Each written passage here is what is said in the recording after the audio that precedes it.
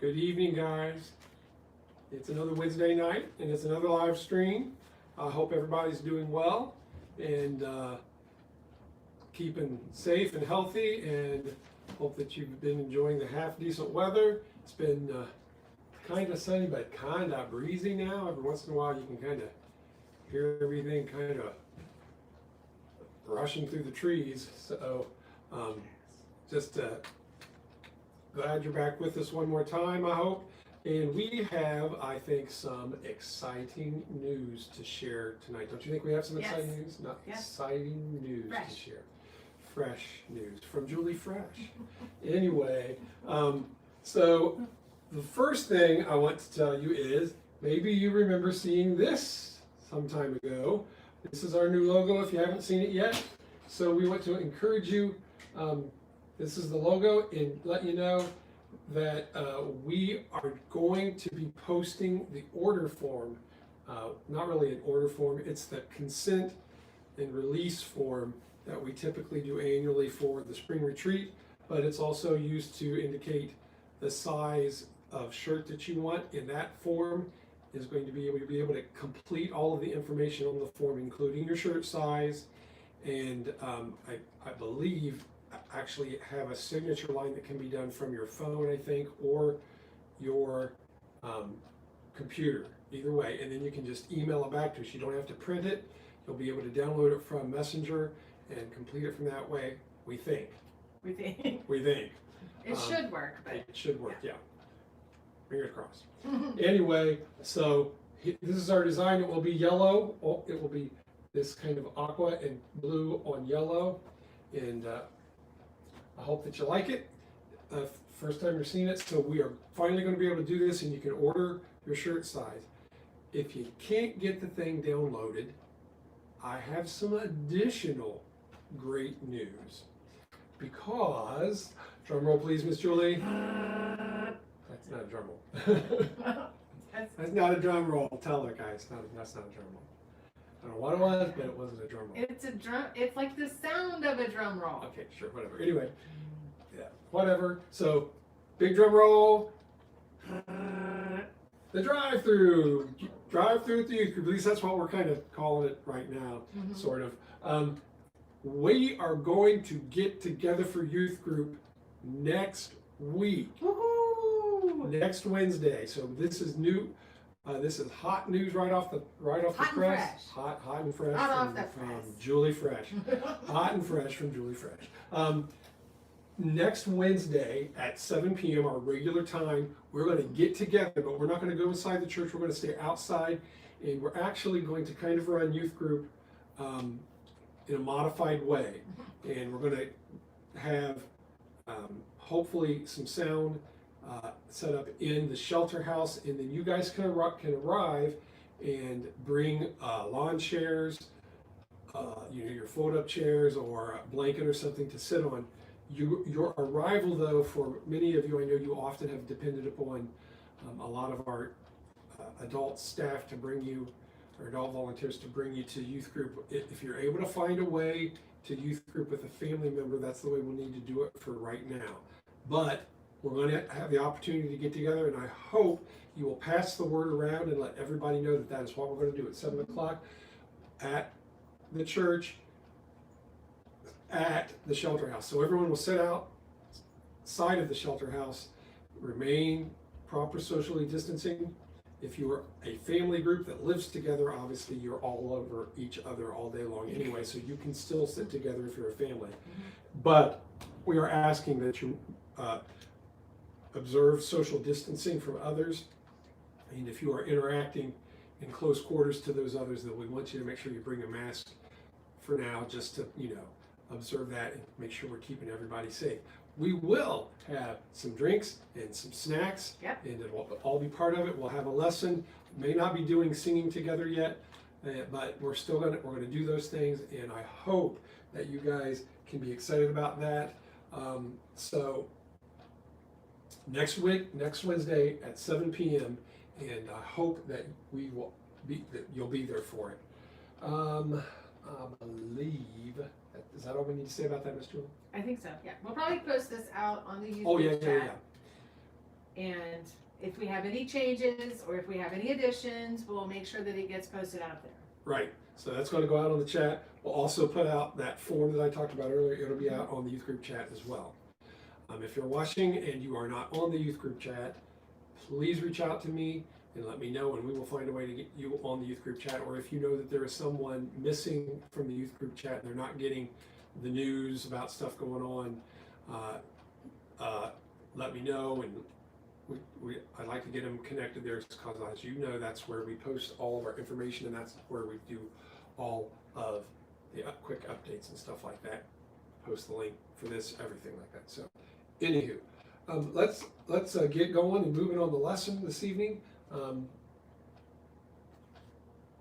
Talking about split decisions tonight, sort of. I don't know about you, but sometimes I have some trouble making decisions sometimes. That's not, don't laugh at me. I'm not laughing at you, I'm laughing with you, PB. I'm not laughing. I'm confessing. You're laughing. At any rate, sometimes I have trouble making a decision. And you can call me wishy-washy or inconsistent or indecisive or whatever you want. But sometimes I have difficulty making a decision. I can scroll through every movie on Netflix and never watch one of them. Yes. Or if I'm asked where we want to go eat. Yes. No. Anywhere you want to go, but not there. I don't care, whatever you want. That kind of thing. So yeah, sometimes I have a little difficulty making kind of decisions. That's my problem. So who else has a hard time making decisions? Do any of you guys have a hard time making decisions? You can toss up a thumbs up there for me if you want to, and let me know that yes, you sometimes struggle with making decisions. Even, just those stupid little daily little things you got to make on whether or not to wear underwear or, that kind of stuff. That Hannah Matthews, what are you saying, Aaron? Are you saying Hannah? Are you saying that Hannah's got difficulty making decisions? Oh my goodness. That was just wrong. Oh my goodness, Hannah, you better let him know right now. Show him who's boss. Okay, so hard time making decisions. Miss Julie, what about you? Have you ever had difficulty making a decision? Yes, I've had some times when it's been difficult for me to make some decisions. You want to go into that? Thank you. Want to share? Well, there have been hard decisions at work. Yeah. Because I've been in a position where I've had to let somebody go and fire them, and that was not an easy decision to have to make. And then there are decisions on sometimes about like your career decisions, kind of going through that a little bit. What's your major going to be in college? Yeah, never had that. That was not a decision I didn't have any problems with. Did not have any problems with who God wanted me to marry. Well, that was pretty obvious, I think. I mean, how could you struggle over that, right? But baby names, that's a decision, because it's like, this is what you're going to name somebody for the rest of their life. Stuck with it forever. And you don't want to be able to take their name and turn it into something rude. Yeah. Yeah, that kind of thing, yeah. Dinner. Yes. Yes. As a mom, it's difficult because of what you have to make for dinner. What are we going to have for dinner tonight? That's usually how I start my breakfast time. What are we going to do for dinner tonight? That's a decision. Yeah. And then you look in the freezer and try to figure out what you got. What you're gonna make. So guys, how about you? What are some hard decisions? What are some hard decisions that you have had to make? Things that you've struggled with. I know for me, one decision I had to make when I was back in college, and I am always great at making decisions, but this particular one, I had a really tough time with it. I just really struggled over what to do with it. And it was the summer before my senior year in college, and I had been given an opportunity to go down to Georgia and do a summer internship as a youth pastor down at a church down in South Georgia. And I got a high compliment from that too. Anyway, well, I'll get back to that in a second. I really struggled though with that. I had done something else earlier in the year before I was approached to make this decision to go on this internship. And I had promised my dad that I was going to work during the summer, work with him during the summer. In previous summers, I had been traveling for the school and travel groups, and I'd get something for that traveling to help cover some of my tuition fees, but it wasn't as much as I would have probably earned if I had gone and worked with the company my dad worked for. And I had promised him I was definitely going to do that to get some bucks under my belt to apply towards school, and I was the one really paying for it all anyway. But at any rate, so when I got asked, I was really torn. I didn't know, should I go work with dad and make sure I keep my promise, or is it the right thing to go and do this internship? And I really prayed a long time about it. And Dean of Students is the one who came to me about it initially. He kept coming back to me, and Doc Sayer, that was his name, Dr. Sayer, but we all called him Doc. Doc Sayer came back to me and had said, I'm praying, I'm not sure, I just can't get a clear answer on this. I just don't know what to do. And I drug it out, and one day he came to me and he said, they're really needing an answer. What do you think? I said, Doc, I promise by the time lunch is over today, I'll have an answer for you. And suffice it to say, by the end of lunchtime, I had decided that I would go ahead and go on the internship. But before I broke the news, I made sure I went and saw Dad that weekend. Just lost my clicker. And I made sure I went and saw my dad that weekend and talked it over with him and helped him to understand why I was making the decision I did. Thank you, Miss Julie. You're welcome, PP. I had a hard time. So what about you guys? What are some hard decisions that you've had to make? Miss Julie, what about you? Are there other hard decisions that you've had to make? Things were really tough. You just weren't sure which way to go. I will say that it wasn't just my decision. I think the very first time we had to decide after we got married, we had a hard decision to make about a church that needed a youth pastor. We had a full-time youth pastor position, so we had to really pray about that, and that was a hard decision. But anytime we've had to leave a youth group in circumstances, those have been extremely hard and difficult decisions. Absolutely. Lots of prayer. Absolutely, definitely. Lots of prayer on those things. Mm-hmm. So we definitely face difficult decisions a lot of times. Mm-hmm. Why do you think that it can be difficult making decisions? Why do you guys think that it can be difficult making decisions? Miss Julie, what makes it difficult for you to make a decision? Because it's so final sometimes in the decision that you make. And at times it's difficult because there may involve people that are going to be impacted, people that you're going to leave, that you're very fond of, or that you have had a deep friendship start and take off, and the decision of leaving that or leaving them is going to be hard.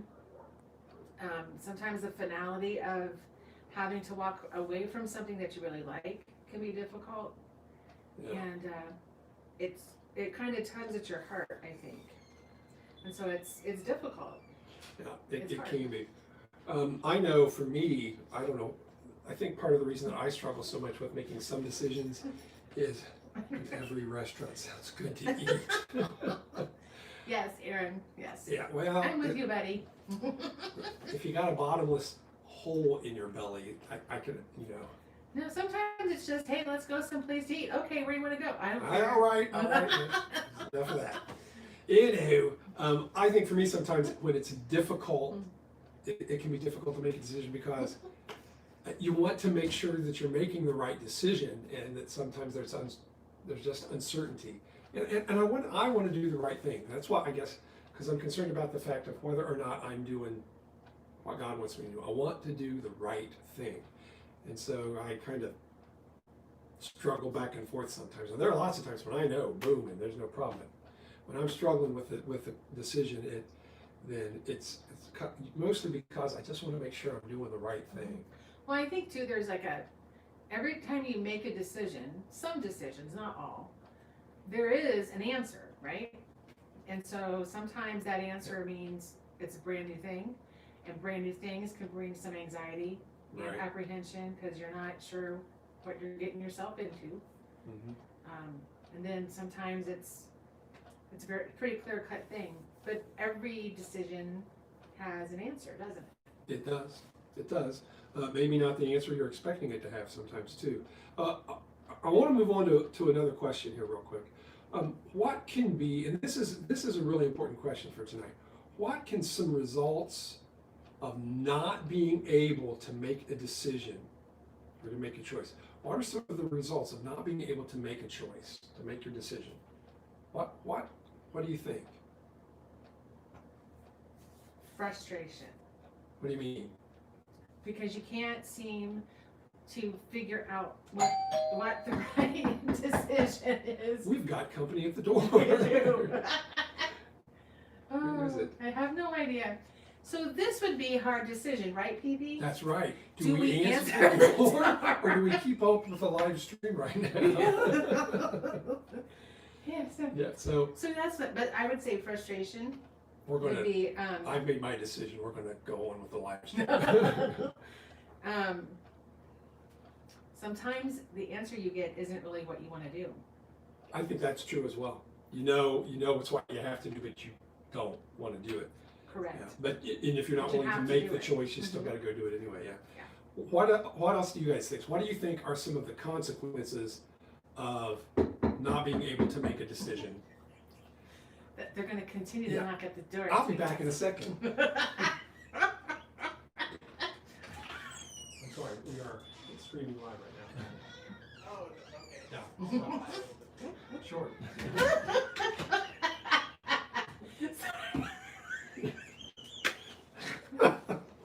He's gonna think, what?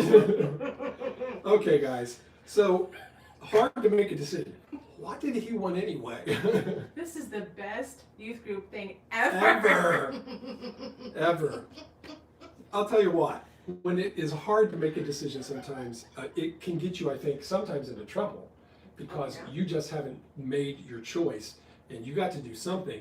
And so maybe when you do finally make the choice, you just do it impulsively and you don't, or if you've just delayed and not been able to make a choice, then you make no decision and then the worst of two choices comes together and it can turn out pretty bad, I think. Yeah. So here's the deal. I think James has something to say on this topic. So I want to share 3 verses with you here real quick. And it's out of James chapter 1, verses 6 through 8. And it says, "But when you ask, you must believe and not doubt. Because the one who doubts is like a wave of the sea blown and tossed by the wind. That person should not expect to receive anything from the Lord. Such a person is double-minded and unstable in all they do." All right, so I know what you're thinking. I just read all that, and you're going, PV, he didn't say anything about making decisions in that passage. Well, you're wrong. So let me read it one more time for you. "But when you ask, you must believe and not doubt, because the one who doubts is like a wave of the sea blown and tossed by the wind. That person should not expect to receive anything from the Lord. Such a person is double-minded and unstable in all they do." So, Julie, tell me, what does this have to do with making decisions? So, somebody who, so it has a lot to do with making decisions, PB. Does it really? Yes. So if you're going to be making a decision, you have to believe and not doubt. So it tells us that. Yeah. And it also says, but those who doubt are like a wave of the sea, blown and tossed by the wind. So I automatically have an image come into my head of somebody who's kind of wishy-washy. They cannot seem to get a final decision. You know, waves come up and they go down, and it's like, oh, I'm going to make this decision. No, I'm not. I'm going to make a decision. No, I'm not. So that's one image.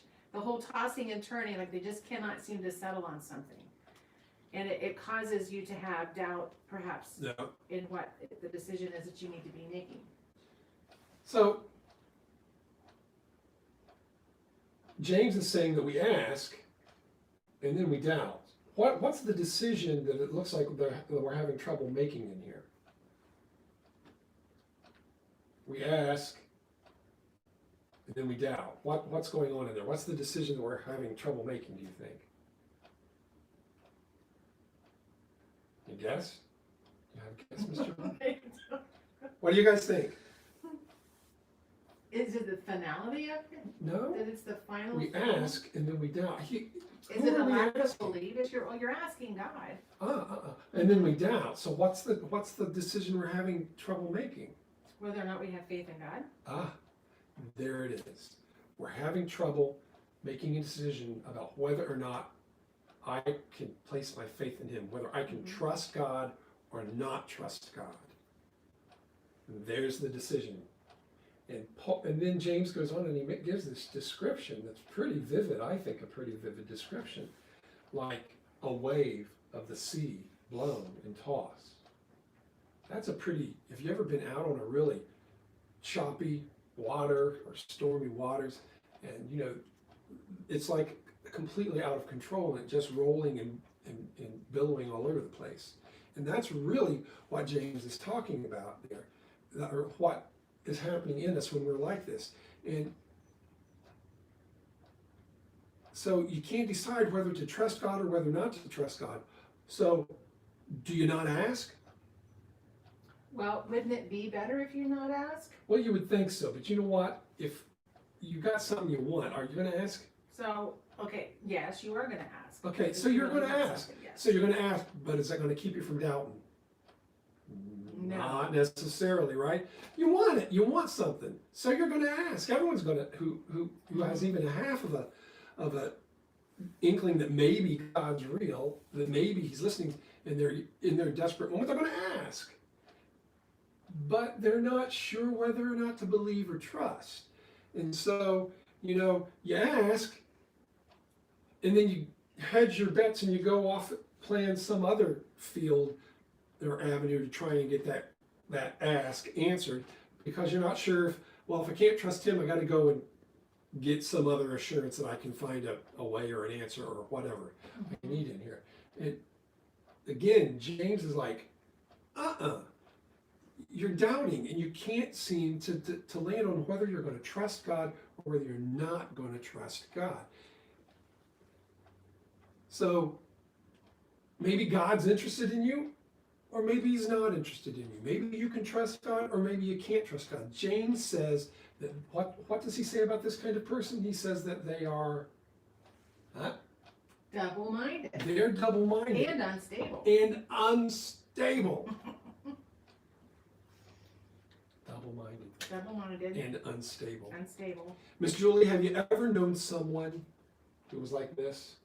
Their double-mindedness, their inability to make decisions made them kind of unstable, irritable, angry, or maybe just a good old-fashioned nut. Yeah, well, I have known some nuts. Yes, I have known some people like that. I think in our current climate in our country, we've seen a lot of double-minded people or some unstable people as to where they should land on certain issues or topics. I will also confess that Miss Julie has found herself to be in this own category. Double-minded and unstable? Yes. Uh-oh. Not because of my mentality, but in my spirit. Okay. So job situations over time have caused you to say, yes, I believe in God and I have faith in God. But then when you don't have a job that's coming up, you begin to wonder, well, how are we going to pay for our bills? Yeah. And so that, I think, fits into that category, that you're not really trusting that God's gonna take care of you So it and still provide. comes down to that question of whether or not I can trust God. Correct. Am I going to be able to trust God, or am I Yes. not going to be? It's the same decision, Right. right? It's that Mhm. same decision. So, what does he mean by double-minded and unstable? What do you guys think that he means by that? What do you think he means by double-minded and unstable? Someone shout something out for me here.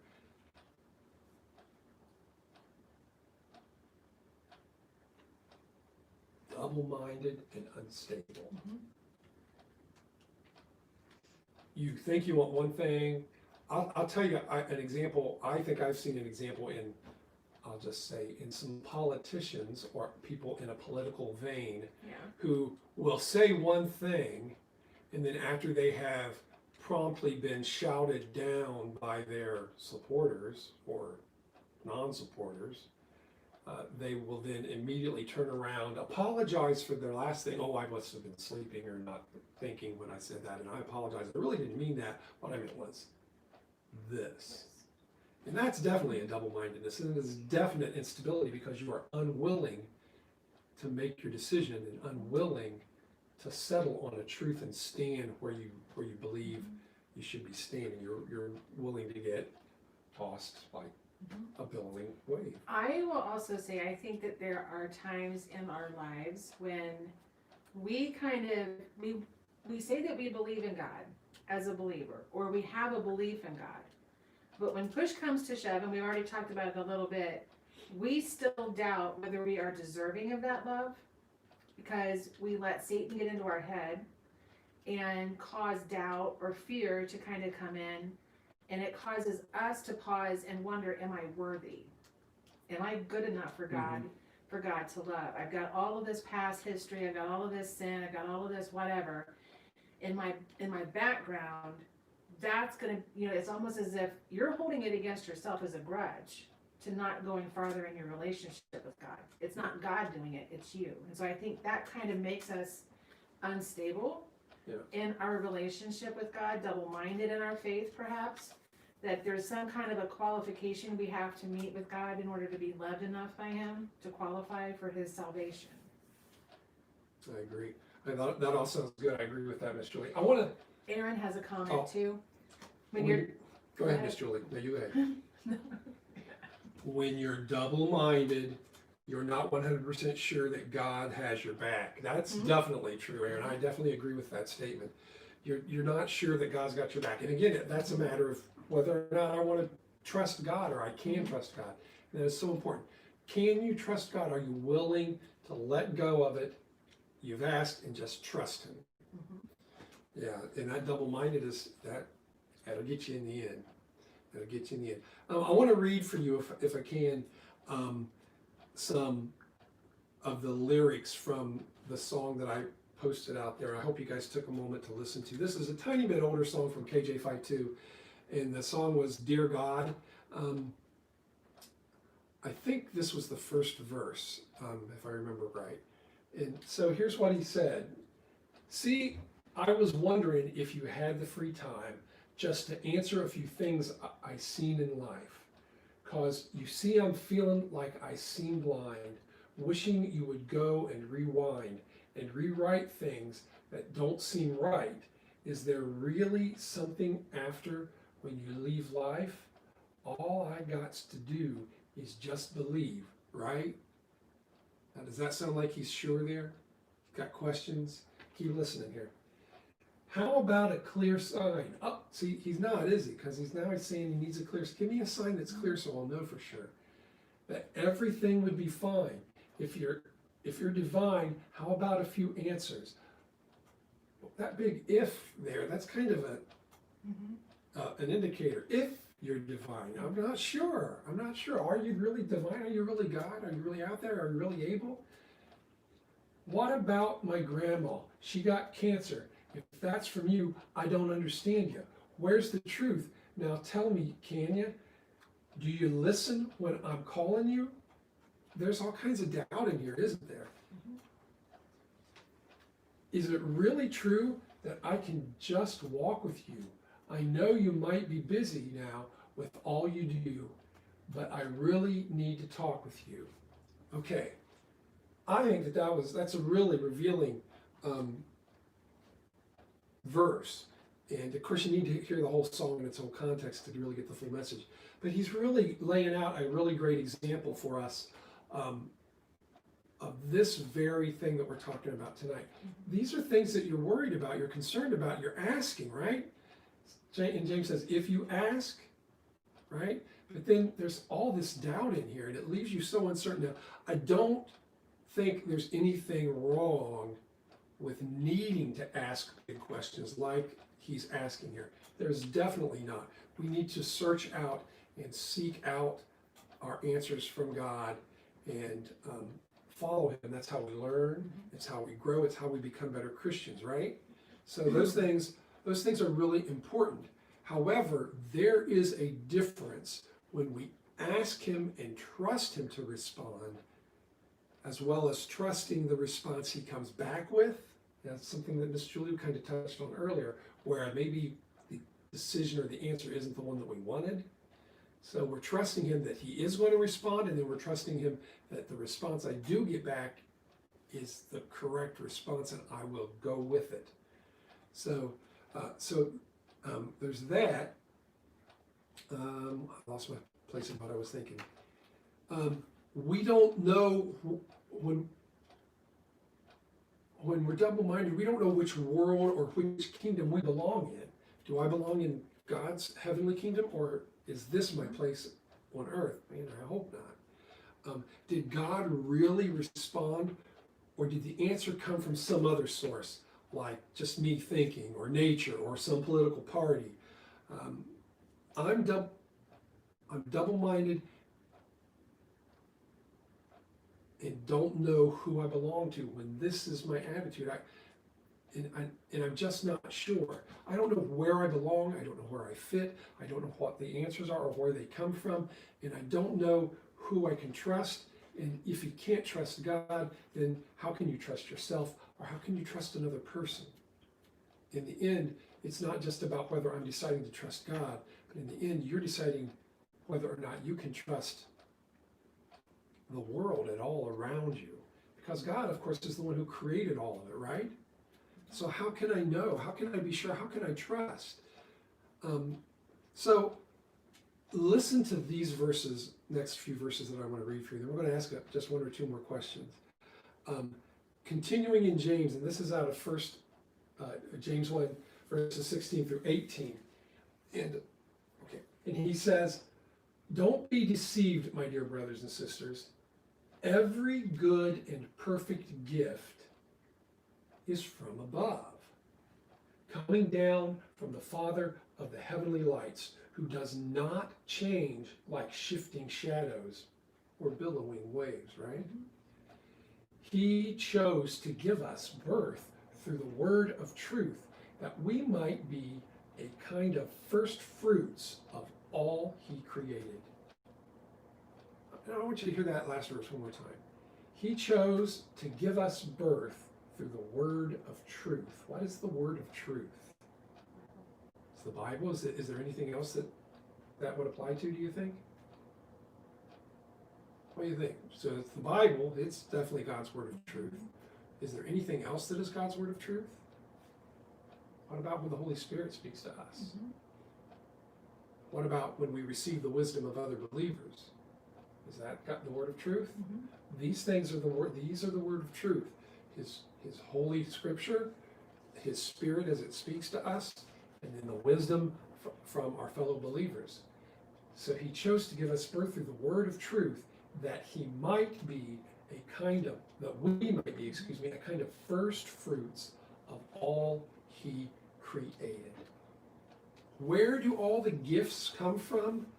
And how does James describe them? That's my first part of the question. The second part of the question is this. And do they always look good at first? Do they always look good at first? So where do all these gifts come from? And how does James describe them? And my second part of the question is, do they always look good at first? Miss Julie, Can you tell me some good gifts that you have received? My children, you, Of course. yes, my salvation. I've had some jobs. I've had compliments that I consider to be gifts Mhm. in some of my evaluations and just from normal people. Good friendships. I think those are good gifts. And we can talk about material things that God's provided, and God does provide a lot of things for a lot of people. But I think it's always those relational things that are the best gifts that He gives, and He gives a lot of very good gifts. I think that, yes, and I would also say, I think there are times when God gives you a gift of assuredness or a gift of feeling complete in Him. Like as you're growing in your faith, you have a more secure foundation in your faith, and that I think is a gift that God gives us. So maturity and growth in our faith in Christ is a gift from Him. Miss Julie, did you ever receive a good gift that at first didn't look so good?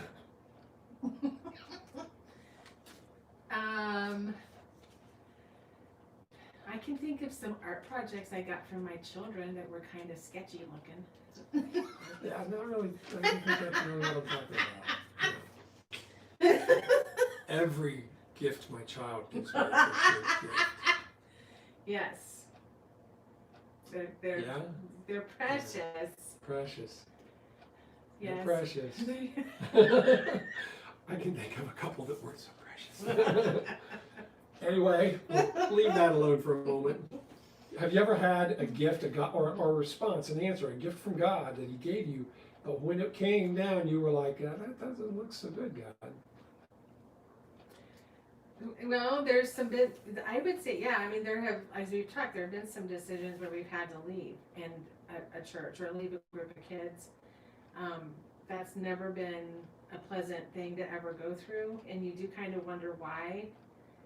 You try not to take it personally as well because of sometimes situations, but I think it's just a natural thing for you to say, what did I do wrong? What did I do wrong? Not that God is saying it's time for you to go someplace else, or I need you to someplace else. We kind of internalize it and say, it was me. There's a problem with me. So yeah, and I kind of agree with that too. Especially the last time we had to leave. And when I say had, I don't mean that the church made us leave. I mean, God let us know that it was the right time, and it was really hard. It was very, very difficult. And you look at it and you go, I don't know, that's not so good. I don't want to do that. And there have been times too, losing a job. I know that we've had that happen in our youth group with some of our leaders, where you've had your heart set on a job that you've had. I can think of Miss Sarah. Where she's had to leave a job that she really liked, but God had a different plan for her, a different path that He wanted her to take with going into teaching.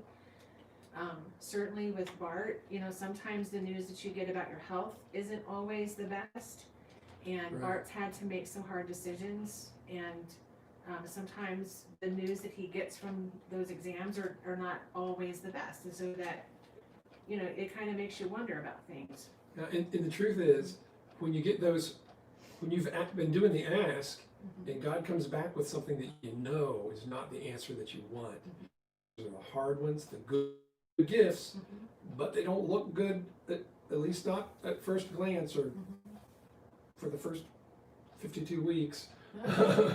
They don't look like good gifts, but honestly, from my heart I say, some of the gifts that didn't look so good to begin with ended up being some of the best gifts. And not to get all ooey gooey, but I can't imagine giving up the gift that God gave us in our current youth group. And I love you guys so much, and I just thank God for the experience that He's given us and you guys. And it's not the direction I ever expected God for us to go. I'm just so glad and happy that we have what we have in our youth at Southview Wesleyan.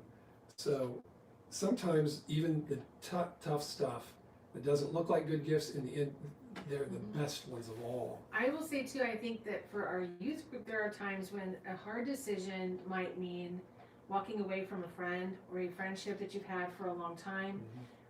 We've seen it with our own children. We've seen it across the 20-some years we've been in youth ministry, where kids have to make a hard decision. It seems like when you go through elementary school, you have a friendship that kind of lingers, and then once you hit middle school or high school, you begin to see those friends make decisions that you just cannot agree with anymore. You can't follow. You can't go along with it because you, A, may not agree with it anymore. Sometimes it can lead to something that could end up getting you all in trouble with the law or with the school. And just with your own parents, your family, it kind of goes against your own upbringing, things that you just cannot bring yourself to follow it and to say, yeah, I'm going to do that. So I think that that's important to remember too, that is hard when you have to look at somebody for real as a friend, as a human being.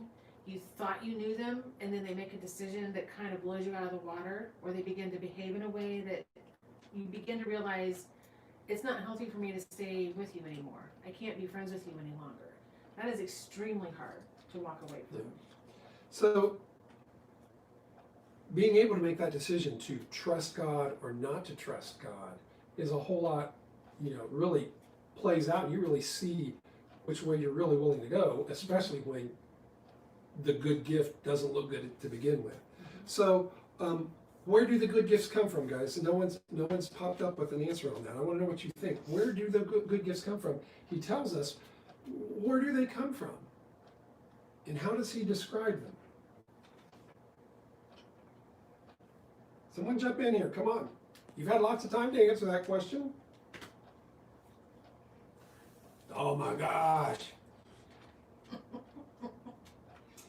This is not going to be acceptable next week. Oh, we no, see you face to face. We will come That's Well, we right. can't come at you, but we will call names. We will get projectile objects to throw in your direction. Yeah, so anyway, who's answering this here? No, that was a different answer. Someone's posted up an answer. You're not getting it. Oh. They come from God up above, Miss Hannah. That's right. Thank you, Miss Hannah. I hope you've already hit Aaron, by the way, on that comment. And how does he describe them? Above, right, from above. So how are they described? Anyone? How does he describe them? Miss Julie? There's a perfectly good answer. A perfectly good answer. That's correct. Yes. There is a perfectly good answer. Anyone want to guess what that perfectly Perfectly good good answer is? Huh? Guess? Just a guess? What do you think it is, Miss If you Julie? were in my Sunday school class, Miss Julie would tell you to get your thinking fingers out and put them on your head. Oh, I thought you were going to put them up in your class. No, because our brain is in our head. Oh, okay. Get your thinking fingers out, people. Put them on. If you put This them up in actually yours, you is could massage. scientific to help you understand a concept and come up with Finger an on your answer. It head. helps you to remember. Yeah, Yes. okay. Oh, Good Addison. and perfect. Thank you, Addison. Yes, thank you. Give yourself a pat on the back and you may have an extra snack this evening. Tell your father I said so. They are good and they are perfect. And even though they don't look good sometimes, even though they don't feel perfect sometimes, when we trust God in the end, we discover really how good and how perfect they are. So, James also tells us how we know we can trust God to give us good gifts, right? To give us the perfect gifts. He says that God does not change like shifting shadows. You know, 1 week on the news, they're going to tell you this is what's the important topic. This is the thing that everyone needs to be worried about. This is the point of justice in life for everyone, that everyone better get concerned about. And that we're going to play it to death for 24 hours for the next month. Yeah. And then you're going to turn around and they're going to be going someplace else in a complete and total different direction. And so you listen to the world, or you switch the channel and you find that it's a completely different message on that. And it's just shifting and changing all over the place all the time. But God does not change. And we can trust him because we know he's consistent. He's not going to change with the headline on CNN. He's not going to change with whatever Matt Drudge happened to put out on his page. He's not going to change. He's God. And he is solid, and he knows because this is his world. He does not change, so we can trust him. My emotions, they constantly change, and I'll bet your emotions constantly change because I know. Anyway. No snack for you, people. Whatever.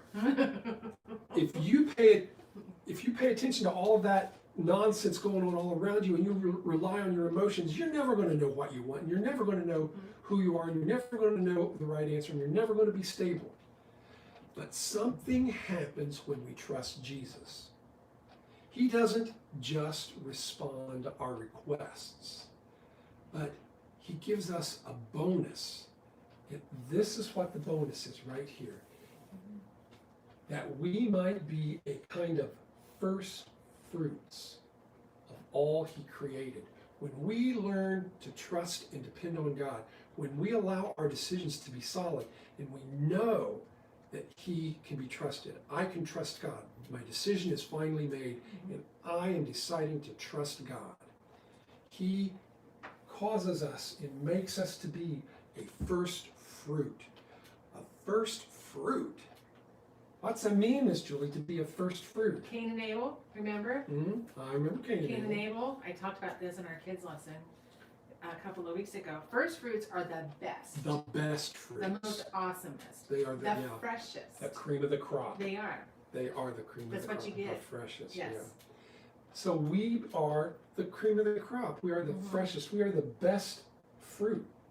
We are the finest pick. He makes us this, but it goes beyond just being the best pick. It means, though, a kind of first fruit of all he created. It also means that we become an example to those who are around us, and we begin to bear a message to others who are around us, and we get a responsibility. So is that a bonus and a gift? It should be. Yeah. We should consider it a bonus and a gift. It means that I have come to trust God. I have decided that I will trust God, and he in turn is entrusting the message and the truth of his kingdom to us, that we can communicate it to other people. We become a first fruit in that way. And if I know where I stand, and that he brings to me his perfect gifts, and he uses me to be a beacon then of that same truth and hope to others, people who aren't sure for themselves, and people who are like I used to be, and sometimes can be still, unsure and unstable and shifting around all over the place. Maybe it's even a first fruit and an example to people who just totally, flat out deny who Jesus is, completely. But we can become the example in the light that shows, I know who God is. I trust him, and he has been good to me in everything. In every good thing I have experienced, it's come from him. It hasn't been a handout from Uncle Sam. It hasn't been a gift I opened on Christmas morning. It hasn't been anything like that. It has been from God on every occasion. Everything good is from him. And I trust him in everything that I do. I know it. I can trust him. I don't have to be double-minded. I don't have to be wishy-washy. And I do not have to be unsure. I can make my solid decision and follow him and know he's going to give me an answer. And no matter what the answer is, it's going to be the right one, and I can trust it, even if it's hard. Even if it's hard. All right, guys. Want to remind you, as we're wrapping up here, we're going to be posting out the form that you can fill out and send back to us that will indicate the shirt size you want. It's also the release form that we kind of keep on hand for that we gather it at the retreat time so that we have it also throughout the year. Aren't we sneaky? or sneaky. Awesomely sneaky. It also has your shirt size order on it. If you want to see that fantastically awesome new design, let me get that thing back up here real quick. Oh. There it is. Lovely. The design. And then next Wednesday, guys, I can't tell you, I'm so excited. Next Wednesday, we're going to get together at 7 o'clock. We're going to have snacks and some drinks that we're going to be able to share. And we're going to at least be able to see each other in person and talk with each other. And I am very excited about that because I miss everyone incredibly. And so be praying about what's coming up as far as next Wednesday is concerned. We don't have every fine detail about it worked out, so please be praying for us as we try to get that ironed out and worked out for next Wednesday. We'll bring you further updates about that as they come to us.